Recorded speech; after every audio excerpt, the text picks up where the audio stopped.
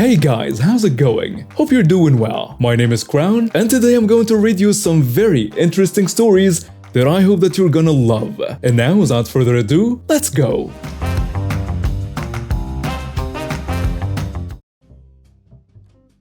Okay, some context. I'm part of esports team Super Smash Bros. Ultimate for my school. Me and a group of buddies proposed the esports team to the school. Took many months, but we finally got it. Anyway, getting into the story. We got some characters to establish. The entitled mother, the entitled kid, me, Coach, John is my friend, and finally Michael is a friend too. Not their real names. Also, some conversation might not be exact, though I asked my friends about the incident so I could get it as accurately as possible. So anyway, at the beginning of the school year, our school announced the esports team, and that got a lot of kids to sign up. It was pretty big, like 50 or so kids joined. About 12 kids joined the Smash team for the middle school team, which will be our main game. I practiced very hard just to get in, and all my work paid off. As I was the third best player, our rankings were shown in the Discord, and Michael got second and John got first. So we all rejoiced when the rankings were announced. While we did practices at school, I met the entitled kid. Now this entitled kid was nice and everything, he was just really annoying and cocky. He was a cliché rich snotty kid who hasn't worked a day in his life, and his mom was well known. He would complain and call everyone a spammer if he didn't win.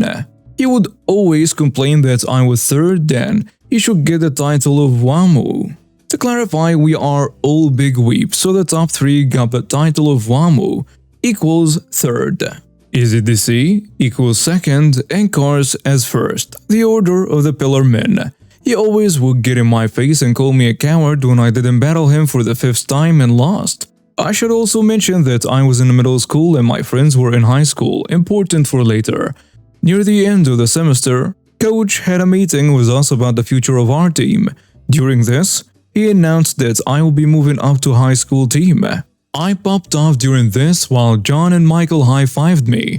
The entitled kid did not like this one bit. "Why does he have it? He sucks!" he yells. Coach tells him, "Because I have seen him do better than most of the middle schoolers and even bested some of our players and got the title Wamu." "Yeah, and he doesn't deserve it. It's not fair." Now at this point the entitled kid was bawling his eyes out and the coach ended our meeting. I told my mom about it and she just laughed and congratulated me. Then comes the next day. We had practice, and when I was about to walk into the room I heard a classic ahem. I was startled and looked back, and I saw a skinny, pale woman I recognized but couldn't tell who. "Are you Florus?" Yeah. I'm about to head into practice, but I have time. What do you need?" It was the entitled kid's mom. "I heard recently that you got into the high school team. Very impressive." Thank you." I was getting a bit annoyed because I could tell by the tone of her voice that this wasn't going to be easy. "You might have met my son, the entitled kid, you know? He really wants to join the high school team and play with the big kids. Would you please give up that chance to my boy?" No. "Why not? Not like you deserve it." "Ma'am, with all respect to your child, I don't think he's ready. I also earned this chance by practicing. Plus, I don't even think I have the power to do that." Fine. "Do you know who I could talk to?" "Well, yeah, the coach is inside, so you can come with me to discuss it."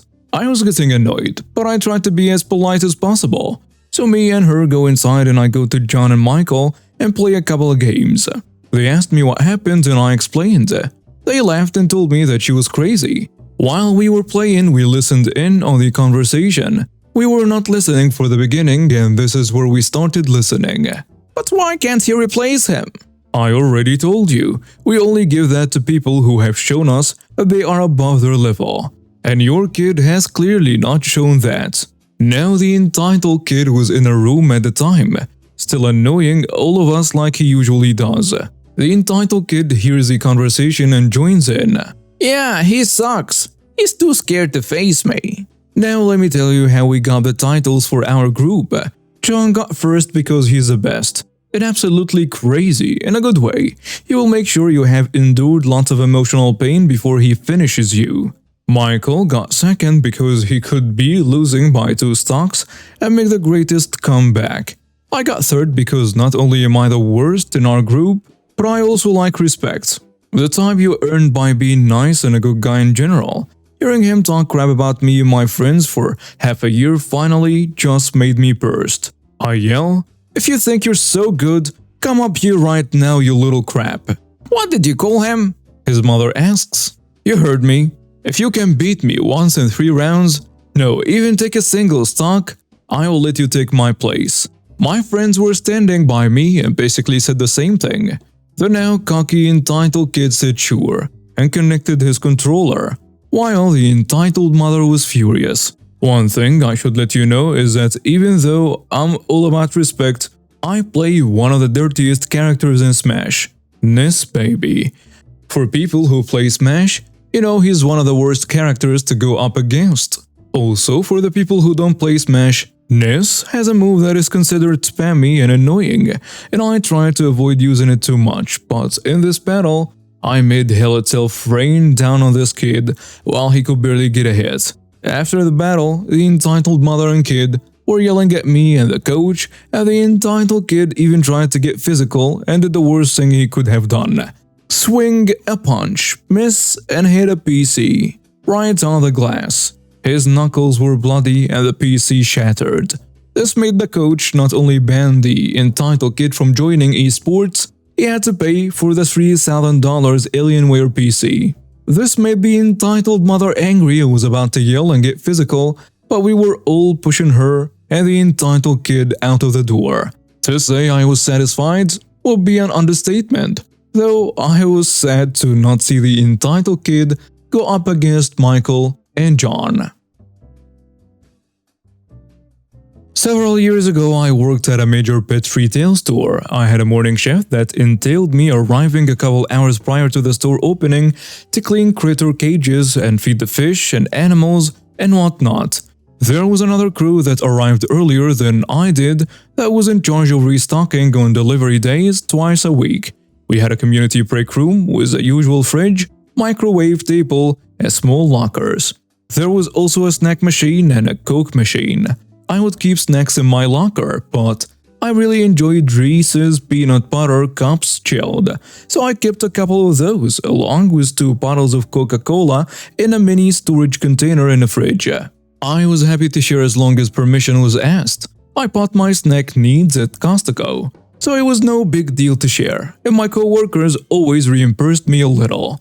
It was cheaper to buy from me than snack machines. One day I noticed I was missing a soda and a candy bar from my little box in the fridge.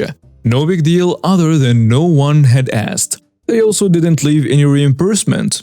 I blew it off, figuring they must have really needed to pick me up and forgot to bring something. Then it happened a couple more times. I put a note in the box requesting that if they wanted something that they needed to ask and not just take, and if they were going to just take, they needed to leave a couple dollars behind.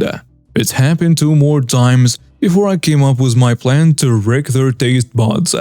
It wasn't that they were taking just 1 Coke, they were taking both and all the Reese's PP cups. Since this was a pet store, we carried the nasty stuff that keeps dogs from licking themselves. It came in an ointment and a spray.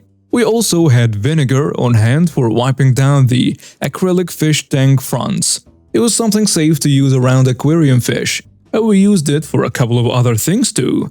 I carefully opened a bottle of Coca-Cola, poured about 1/3 out, and replaced most of it with vinegar, and the remainder with a bitter liquid. I then took some of the bitter ointment and smeared a thin layer along the top and screwed the lid back on. I locked the Reese's in my locker and put the special bottle of Coke back in my box in the fridge. The trap was set, and I just had to wait for the thief to take it. I suspected it was one of the early morning guys, since the missing stuff always seemed to coincide with that shift. The next morning when I came in, the bottle of Coke was gone. I wish I could have seen the look on his face when he took a sip of the specially prepared drink. I guarantee he tasted the better stuff every time he licked his lips for the next couple hours. I left a new note in my storage box the next day, warning them that it would happen again if they stole from me. I never had missing drinks or snacks again. I, 33 male, have been an ELA teacher based in China for the last 3.5 years. First, a little bit of information before I get to the story. There is a bit of a big gap between foreign and Chinese teachers. It is also a well-known fact, but only the most opportunistic ones like to capitalize on it from time to time. If you're not careful, it can be anything from charging more at stands to, on the rarest of rare occasions, guilting them into complying. Trust me, it has happened, and those select few are not apologetic about it. Now on to the story. It was Chinese New Year and I was on a train to Chongqing to visit a friend. I don't like flying and I really like trains. I had my Samsung Tab SA Plus and was watching Final Fantasy VII Advent Children with my Bluetooth. Suddenly I felt something nudging against me. I looked to see a kid, maybe an elementary, trying to look at the movie. So I turned off my Bluetooth and turned the tablet on to him so he could watch. Sounds weird, but being a teacher here, you get used to it. Anyway, he was really immersed, and though I couldn't understand him, I could tell that he was enjoying it a bit. He was trying to talk to me, but his English wasn't so good, and my Chinese was worse, so he opted for, "I like this, so cool, me too," and things like that. Very basic English. He was a sweet kid, and he got to watch the whole thing before our stop. He even said Chongqing, and I said me too. He waved goodbye and ran back to his mom, and I began to pack my things so I can get off. Then it happened. A woman approached me with a kid and, in perfect English, demanded my tablet. She literally said, "Give me your tablet." I thought I was in a twilight zone and wanted to ensure I heard her correctly. "Excuse me? Give me your tablet. I want my son to have it." I refused, a simple no, and she said those magic words that I've begun hating to hear. "But you're a foreigner. You can just buy another one." Now a couple of things. One, I don't know if the kid really wanted my tablet or not, and frankly, I didn't care. Two, I come from a family that has taught me to never let anyone make you feel less than others. If someone tries to take my dignity, it is not going to end well for that person. And no, I don't actually have to fight to get my point across. Fair warning. I am paraphrasing the confrontation because it lasted a lot longer than I cared for. I said, "No, I can't. I had to save to buy this. You can do the same." "No, you can give yours and stop being selfish." Again, I countered, "Or you can stop being an entitled witch and buy your own." It was my first time seeing a shocked Pikachu face, and to rub salt into the wound, I added, "Shoo shoo." She did go away, only to come back with the police. That, I should have seen it coming. But I didn't because I was focused on getting off the train. Lucky for me, he also spoke English with great fluency. He was also really polite and obviously not in the mood for any of it. "Sir, this woman says you stole her tablet." I saw the woman behind him with a triumphant smirk while speaking Chinese. I let out a sigh. I had already wasted enough time on this nonsense. So I did what I always did when I wanted to get my point across in the quickest way possible. I turned cold. In fact, my students referred to it as me turning into being Aoshi, I's teacher. I looked at the police officer and said, "I'll make a deal with you. I'm going to use my fingerprint to unlock this tablet. If it doesn't work, she can have it. If it does work, I get to bash her face in."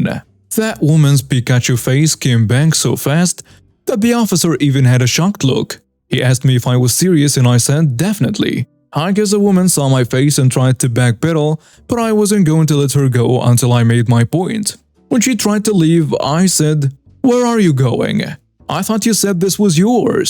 The woman looked to the police for help, but, as I said, he was not in the mood and just spoke as she was. She said something in Chinese to the man only for the man to give a short reply.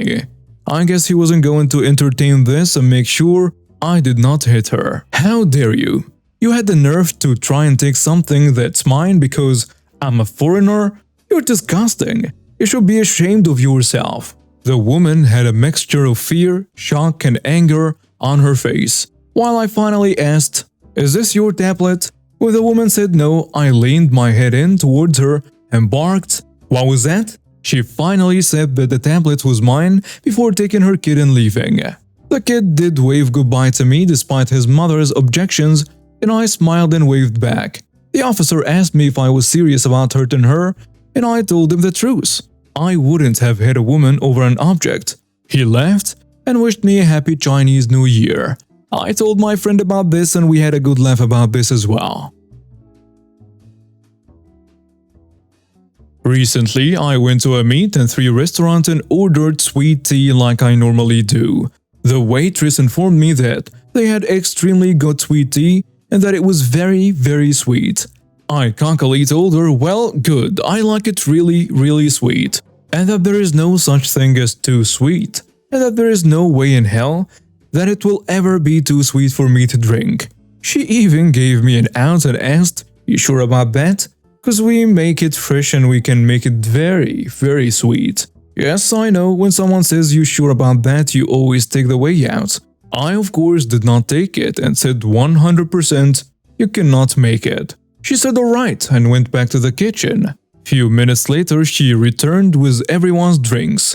The first sip I knew I messed up. It was so sweet I tasted pure sugar, not a hint of tea. "You like it?" she asked. "Is it sweet enough?" "Yeah, it's pretty sweet."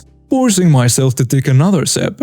After 2 more sips being choked down and tasting what the normal sweet tea tasted like, she brought over a half-empty unsweet cup to kind of dilute the sugar. She said that her and the cook had a lot of fun making it and that it was funny watching me try to drink it. We laughed about it with her, and the other people in my party took turns taking a sip just to see how sugary it was. After the meal, when we were about to leave, I looked at the glass and there was a quarter of an inch of undissolved sugar sitting at the bottom. And now we have reached the end of today's stories. Thank you for watching and see you next time.